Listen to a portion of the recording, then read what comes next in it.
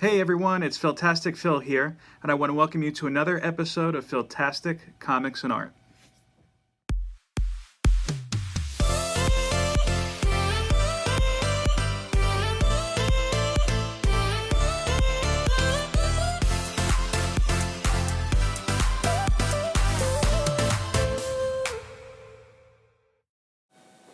Hello all, and just as I begin every single show, I'm going to begin this one with a couple of shout outs. First and foremost, as always, is my wife. She's always going to be my first shout out. Hi, honey.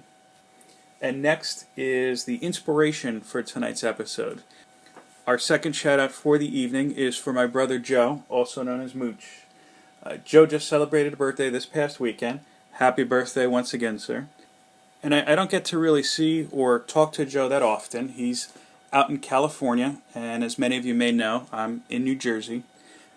And Mooch is also a rapper. He's had a couple of good songs, a couple of good tracks out on SoundCloud, Spotify, Apple Music. I'm going to go ahead and put a link to his link tree, and you can connect to him and find out some more of his great music just by clicking on those links. Find those in the description box below. I'm also going to play some of his music later on in the video, if you're good. And I say if you're good because, as many of you know, I'm still starting out. I don't quite know how to do that yet, but we'll figure it out, and I'll try to plug some great music at the end of the video. And so, without further delay, I give you tonight's topic: comics and music. More specifically, comics and rock music. Now, it's no secret musicians and comics have worked hand in hand for a very long time. Pat Boone appeared in an issue of Superman. More specifically, it was an issue of Superman's girlfriend Lois Lane, issue number 9. I think that was from sometime in the 1950s.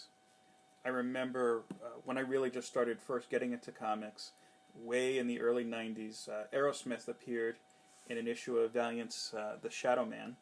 I remember Steven Tyler wearing a t-shirt that said, "Eat the Rich." And I had really no idea who Aerosmith or who Steven Tyler was at that time. But I remember as a kid looking at that shirt and like, well, if he's this big musician, he's got to be rich. Doesn't that mean he's going to like eat himself? There are also instances where musical artists will team up with comic book characters. Not just guest appearances like in the last example, but actual marquee team-ups. Just like in 2009's Eminem and Punisher team-up. A couple of interesting facts about this one. I've never read the issue, so I couldn't really tell you what it's about. But I believe it was a promotional giveaway. But it is considered, I think, a hotter kind of back issue. It's something, I believe it goes for about $100 or so online. One other detail I find a little ironic about both of these, we'll just say both of these characters. So here we are a decade later, a decade and change, and both Eminem and Punisher have recently been the target of cancel culture. You've got the younger generation coming up who wants to get rid of Eminem because of his lyrics, and you have some people who saw the Punisher logo on the arms of some of the people participating in the recent Capitol Hill riots and saying, oh, well, we've got to cancel the Punisher. And if you ask me, I'm never a fan of cancel culture, with the exception maybe of Woody Allen. But in both of these cases, I certainly hope that they leave Eminem and Punisher as is. There is also one instance of a band quite literally putting themselves into a comic. I'm talking, of course, about Kiss putting a drop of blood from each of their fingers or whatnot into the printing of their 1970s Marvel comic. I guess that was edgy back in the day. In these times, I don't know that people would kind of run out to say, oh, I'm going to get this book, it's got somebody's blood in it. There are also plenty of instances of musicians being so inspired by the comics that they read growing up or that they are currently reading that they went and actually inserted some of the figures into their songs. Talking, of course, about Anthrax's song, I Am the Law, based, of course, on the DC Comics character Judge Dredd. And, of course, a bevy of references in multiple songs by the Wu-Tang Clan. Method Man, in fact, as many of you may know, appeared in the Netflix Luke Cage series. And there are also instances of musicians who have wrote their own comics. One of the more famous instances I'm thinking of is The Umbrella Academy, written by Gerard Way of the band My Chemical Romance. The two books I'm going to discuss this evening are drastically different than any of the examples I gave you today. Both of these books are graphic novels. One is about 20 years old, and one came out just in this past year. Both are about classic rock musicians. One is about one who maybe you haven't heard from in a while, but is very much still alive. And the other is from an artist we sadly lost a couple of years ago. The first book that we're going to take a look at tonight is The Last Temptation.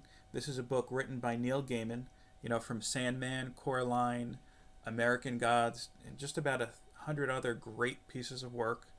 And artist Michael Zulli, also from Sandman. This book was made to promote an Alice Cooper album by the same name, The Last Temptation.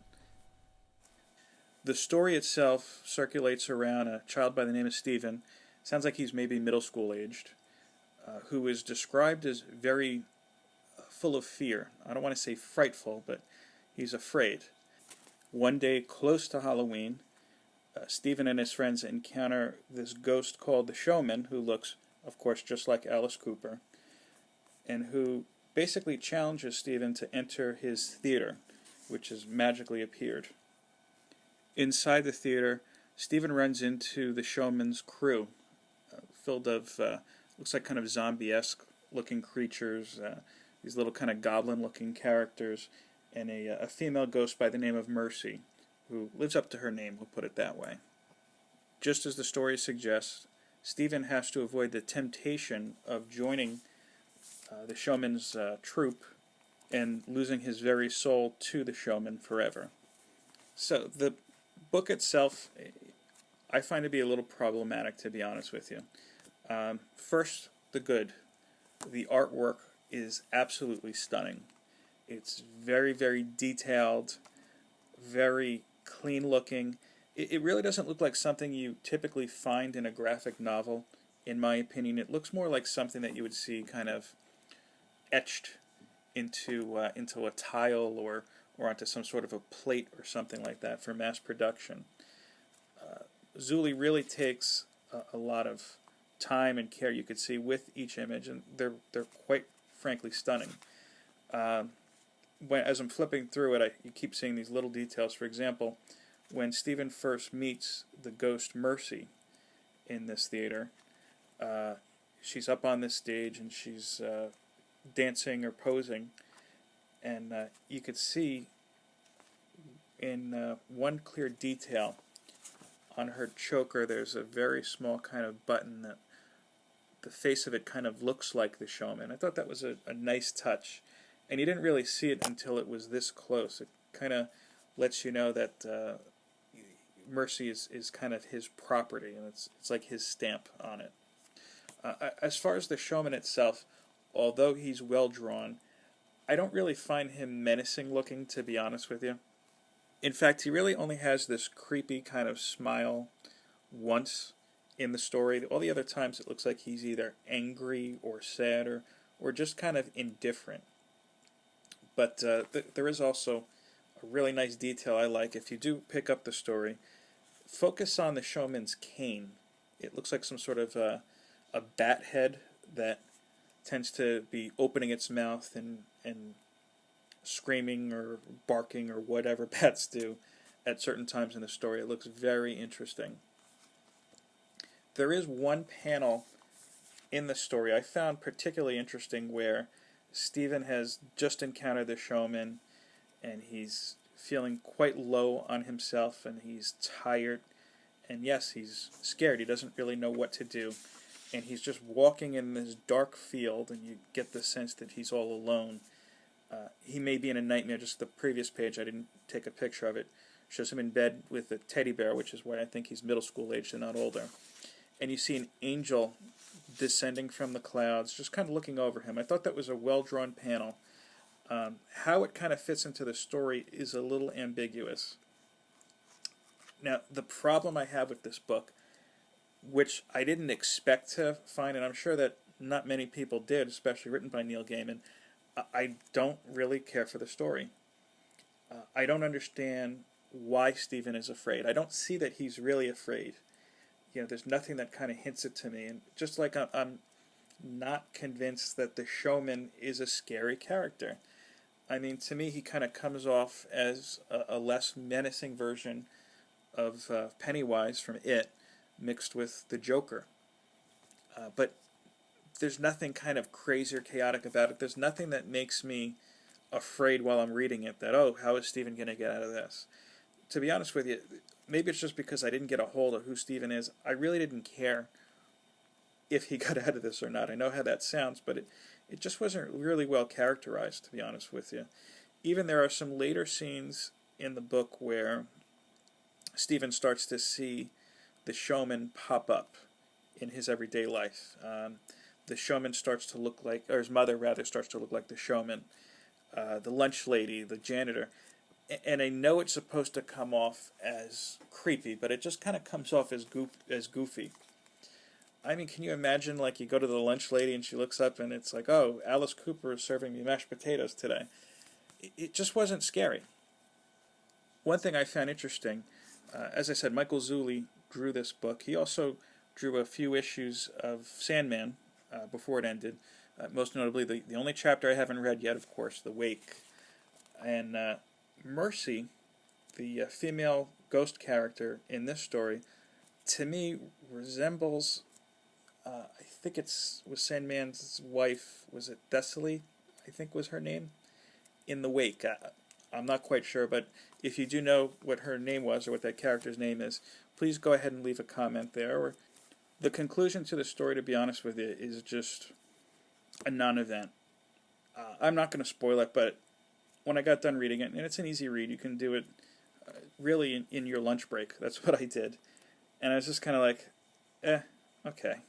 I can see what you were going for, but didn't quite pull it off for me.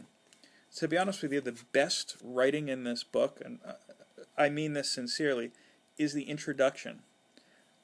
I thought it would have been really interesting, actually, if they illustrated the introduction. It's just Gaiman's writing. He paints such a great picture with his words and really does a great job of creating some imagery. And he begins the introduction just by kind of making like a story where the reader is walking through this graveyard and there's these wax statues. And one of the statues has a place card on it indicating he's the writer. It's supposed to be Gaiman. He even gives him a description that sounds like Neil Gaiman. And in order for the statue to tell you his story, the showman directs the reader into saying, oh, go ahead and put a penny in the slot. Like it's almost like it's a little kind of a prize machine. So I read that, I laughed because I was like, okay, is he trying to say that this is just kind of a payoff? But really, I mean, the information that follows after that, you do get a sense that Neil Gaiman truly enjoyed working on this book and enjoyed working with Alice Cooper. I didn't see the connection, unfortunately, myself, but I'd say if you're a big Alice Cooper fan, give it a read. Neil Gaiman fan, not so much. The next book, Bowie, Stardust, Rayguns, and Moonage Dreams, is, to be honest with you, it's a phenomenal read. I highly recommend it. It's written by Michael Allred with Steve Horton, drawn by Michael Allred and colored by his wife Laura Allred, with, again, Neil Gaiman appearing here for a foreword. Interesting enough, there's a little part in Neil Gaiman's foreword where he talks about how in the early 90s there was a rush of short-lived rock and roll themed comic books, and I couldn't help to think maybe that was another little kind of jab at The Last Temptation. But that's just me guessing. I haven't heard Neil Gaiman say anything but nice things about, or anything rather but nice things about Alice Cooper and about that project. The story itself is not fictional. It's the rise of Bowie up to and through, I should say, the Ziggy Stardust years. Although it's historical, and you could tell the material itself has been very well researched, what really shines about this book is how Allred really blends these fantastic, just otherworldly scenes into these real-life scenes. For example, there's a part very early on in the book where Bowie's just really kind of starting his career, and he meets Tony Visconti for the first time. And as they're walking down this street, they're talking about things like the whole British invasion and whatnot, and they're talking about how exciting it is, the music scene is to them. While they're walking, you see this kind of just fantastic skylight picture where it looks like these famous British bands and musicians are just in space hovering above them. It's very cool. The art also really does a great job of putting the reader right in that time frame and right in that place where the story's taking place. You know, there's no question of the time frame that you're in, and they use cues like you see, and they do this by putting celebrities, for example, in places like you see Freddie Mercury selling clothing in the street before he joined Queen. You see Elton John both before his career took off and then later on in the story when he was at the height of his career. There's also a good use of imagery like Andy Warhol works of art and even Andy Warhol later on in the story as well. So it really does a great job of creating that setting and that atmosphere for the reader. Another example of a really well done scene in this book is when they're talking about Bowie's love of his life, I guess you could say for that moment, Hermione Farthingale, rather. And one of the key things, really, looking at this page, I realize is that the writer didn't use a whole lot of words in it. Really, just two kind of little narration balloons. And in that moment, you just see the two of them running towards each other, dancing on a record player. It's very grand, and it's got that great feeling that you get when you're in love. And they tell this story really without words. It's all just imagery and feeling and emotion, and that's really, to me, the sign of a really great artist and a great storyteller. The true magic moment of this book, and really the focus, is when Bowie adopts and becomes this persona, Ziggy Stardust. And again, how do you really draw or picture that kind of aha moment? Well, take no further look than this book, because Michael Allred did it. You know, the composition of this page in itself I find very interesting. It's reminiscent if you've ever been to Italy, or of course if you've seen pictures of Michelangelo's famous mural, The Birth of Man, you know, where you see God and man touching fingers from the heavens and whatnot. They kind of have a very Birth of Man-esque moment, I guess you could say, in this story, and it works very well. Another thing I found really interesting is that although the focus of this story is during the Ziggy Stardust years, there's kind of little cut-ins, like on this page, where they're talking about something controversial Bowie said, and then in the moment, he thought it was fine, and then it shows, okay, well, here's in the 1980s where he says, okay, maybe that was a problem. And then the 90s where he says, okay, well, that was definitely a problem. Maybe I just didn't word it in a great way. And I thought that was really interesting. It kind of reminded me of his album The Next Day, where all the artwork kind of was a takeoff of his past albums, but you saw things slightly obscured or slightly different. And it was kind of a way of confronting the past. And he really, Allred did that in these panels as well. As I mentioned earlier, there are a lot of different celebrities pictured in this book. And of course, our friend from The Last Temptation, Alice Cooper, jumps up in the story as well and makes an appearance.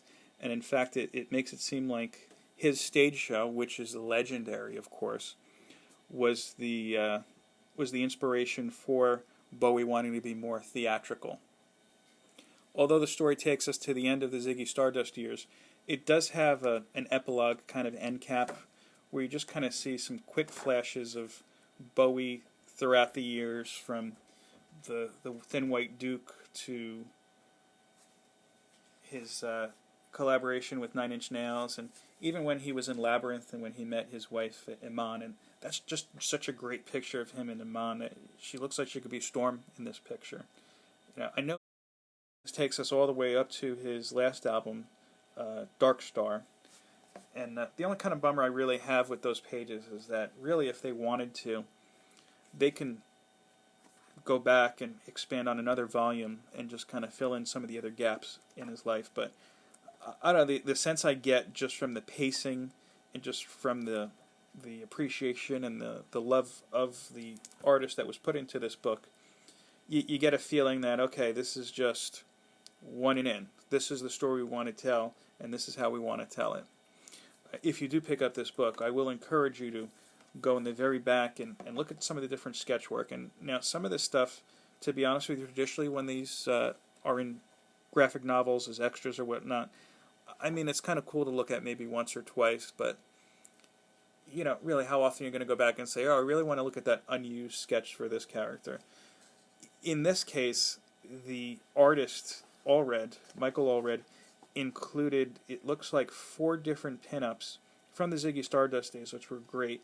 And then there's just one really kind of alien-esque looking picture of Bowie that just is wonderful.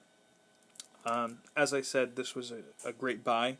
I highly recommend it. The production in it is certainly astounding. Definitely pick it up if you can. Thanks again, everybody, for watching this video. As promised, here's some original artwork by myself, and here is some original music by my brother Mooch. If you enjoyed this video, please remember to give us a like. If this is your first time checking out the channel, go ahead and hit that subscribe button, please, so you stay up to date with all the content, you don't miss anything. And of course, share this video so that you get your friends and family talking about it as well. That's the only way that we can grow this channel together. If you'd like to reach out to me, you can either do so using Instagram or the email address I've got on the screen here. Thanks again for watching. Peace, love, and comics. Good night. Until my fingers numb, I know my capabilities and limits, there are none. Stay higher than the moon till I reach the fucking sun. Higher than them treetops, but still beneath rocks. I don't listen when she talks, but try as soon as she walks away. My name erased in her phone, been replaced out the door. Suffocate off the draw, and I might skate when it's snow. It's a cool day sitting by the pool, ayy. Cooler than cool, 2 L's like I'm Cool J. All I see is